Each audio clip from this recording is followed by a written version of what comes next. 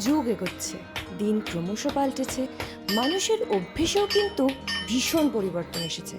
রান্নাঘরের ছুরির পরিমাণই এখন সব থেকে বেশি, বটি খুব একটা কেউ ব্যবহার করেন না। তাই তো যে কামারশালায় একসময় বটি ধার দিয়ে দিন চলতো, এখন তারাই তুলে নিয়েছেন বাগানের নুডুলি, কাটারি, এমনকি রেকর্ডার্সের বড় বড় হাতাও। কিভাবে দিন কাটে তাদের, ব্যবসায় কতটা পরিবর্তন এসেছে। আপনি কতদিন ধরে তাও করছেন এই কাজটা? এটা আমার ঠাকুরদার ব্যবসা। আমার বাবা করেছে, ঠাকুরদা করেছে, বাবা করেছে, আমিও করছি। আমি মোটামুটি 35-40 বছর আমি করছি। আচ্ছা, লোহার কিরকম দাম যাচ্ছে এখন? এখন স্ক্রাব লোহা ধরেন 55-60 স্ক্রাব লোহা যাচ্ছে, আর নতুন লোহা 70-75 বিভিন্ন কোয়ালিটির আছে। যেরকম আপনি মানে জিনিস তৈরি করেন বা লোহার যেমন আপনার দোকানে আমদানি হয়, শুনে যে বিক্রি হয়?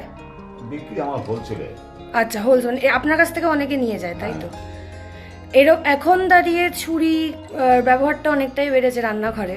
হ্যাঁ, সেই জায়গায় কিরকম তফাৎ বুঝতে পারেন?